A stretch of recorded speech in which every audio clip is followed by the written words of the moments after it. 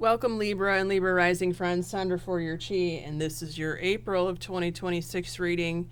We've got some good news here for Libras. I'm not quite sure that it's as good as it was last month. I believe it was last month that I saw that for you. Some things to watch out for, but overall not too terrible for the Libras. So let's take a look here and see what we have. The first couple of days of April for you, choose wisely. So this is, once again, I feel like this is mostly for the first weekend in April. Be mindful of who you say yes to, because, you know, one situation is a very good thing for you, the rest not so much. And apparently there is something to do with an argument that ensues or that you've previously experienced here, because there's a card about forgiveness. This person that you have quarreled with or that has picked a fight with you is coming from a place of extreme pain, and they do not mean the things that they say. That doesn't mean that you should not hold them accountable for it. You know, this card is talking about thinking about how this person feels as a result of some sort of hardship or pain that they've experienced, and they seemingly have taken it out on you. So you could be dealing with, you know, sort of picking up the pieces in this argument. You know, let me just say this, and I feel like I really say this to Libras every single month, but you can tell me if this is true or not. You feel this way. Don't make excuses for anyone in relationships with you that has abused you in any way. This is not, I don't want you to come from this place of victimhood and say, well, I have to keep putting up with this or tolerating this person. That is not true.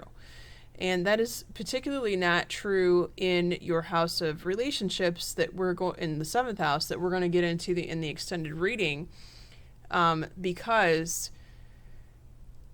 I see that you have a great possibility of someone who has this genuine love for you. So I don't want you to keep putting up with the same old, because the universe wants to bless you with someone who really appreciates and adores you for who and what you are. So please don't take this as you have to keep, you know, as Julia Roberts says in Steel Magnolia, eating shit politely with a spoon and a fork, right? Or a fork and a knife. That is not the case here. Now, we've got some good news with money. Let me just explain this. So you've got the 8 of Cups in traditional tarot. Your money is turning the corner for the better here. You're starting to see the processes of how it's going to get better. And the advice card, which I love, is Serena, which talks about don't worry about the money and the resources that you need, because those prayers have been heard and they will be answered. When you need money the most, it will come from this highest place because you have asked for it. Now, if you haven't asked, that's a different story. I would ask immediately for your needs to be met, whatever the case may be. Just put it all out there. All right, because it will come. It will come when it's supposed to come. Your 3rd house, your brother or sister, this is the Knight of Swords in traditional tarot.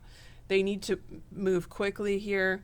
They need to not ignore things anymore that they previously ignored or swept under the rug. They have Daniel that talks about the angel of marriage is helping them in relationships. Now, the Knight of Swords, of course, could be about a relationship that needs tending to, or else it could quickly unravel, I'm hearing. So if you can pass that message along, please do. Your 4th house, your house of home. Well, you're not loving it. So, you know, is this a message to clean up in feng shui like the Libras get sometimes? Not as much as the Pisces.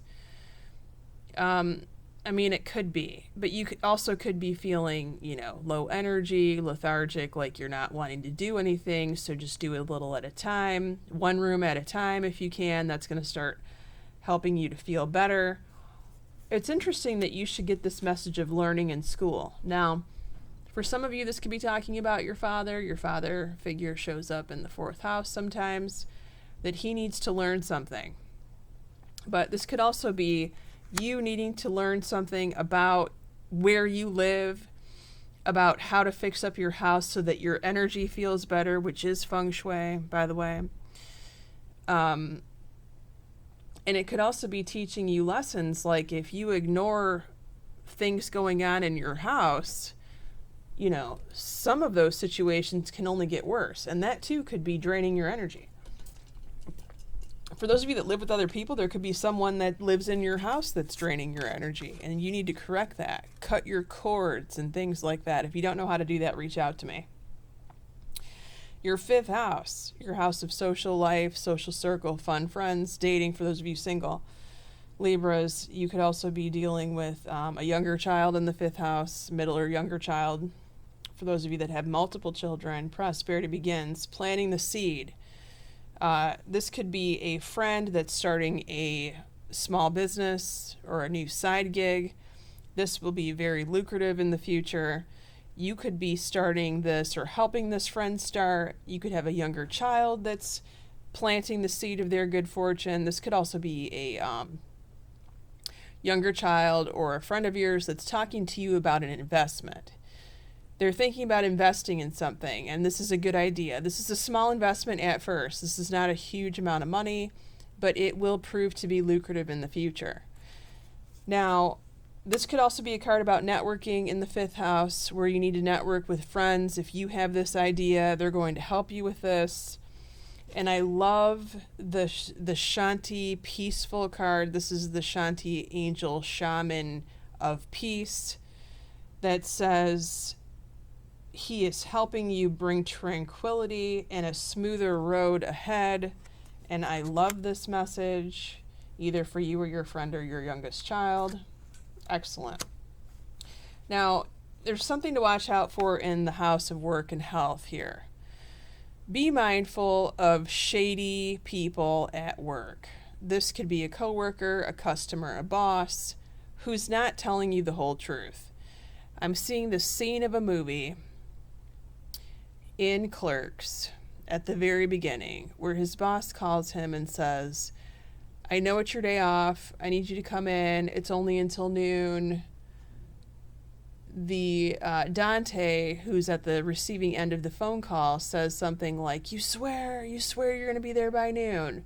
And he agrees to come in. Well, guess what? The boss never shows up. He never calls. The guy's there until close by himself. This could be one of those situations where the boss is promising you something. You know it's not true. Okay. Now, if this is the area of health, I would be more concerned about that because, I never like to say that a doctor is going to lie to you because that just feels ugly and creepy, right? But they're human too. You never know, what is spurring on that comment of they're blaming it on one thing, the doctor is, the symptom, and it's actually another thing. They may actually know something that they don't want to tell you for some reason. And I know this sounds weird, but, if you're having a symptom and it's unusual and you've just started a new medication, Google the symptoms of this medication. And you may need to try something else. But, look into this further of whoever is acting shady at work or with a health situation, because you may need to seek answers to fix it. You've got another money card here in your sixth house of work. Now, this money card is another card about planting the seeds. Remember, you got that in the fifth house, although that's usually someone else's money with friends or younger children. But you could be affected by that also, especially if you're partnering and networking, trying to help someone with their business or someone's trying to help you with a business idea. Crystal Angel card is talking about planting the seeds and tending to them until they harvest. Now, if you are unhappy, let me just say this in the 6th house. If you are unhappy about your job, this could be a card about planting other seeds to put the message out there that you're going to be looking for a new job soon. All right, so that's, if that message is true for you, please act accordingly. Now, the zodiac cards for who's around you in your 7th house of primary relationships and business partnerships, if that applies, you have the Pentacles here. That's an Earth card, a Taurus, a Virgo, or a Capricorn. And then we have Swords, of course, another Libra, which I feel like you always get every month, a Gemini, or an Aquarius. If you want to follow me in the extended, the link is below. It's on Tier 2 Patreon, or you could just buy the video if you're not interested in a subscription. We're going to be going over your 7th house of primary relationships, your 8th house of intimacy, taxes, contracts, legal matters, the source of your significant other's income, your 9th house of school and travel, your 10th house of career or your mother, your 11th house of your eldest child or your best friend, and the 12th house, what's about to happen 3 months from now in the month of July. Many blessings. Happy spring to you, Libra. Take care.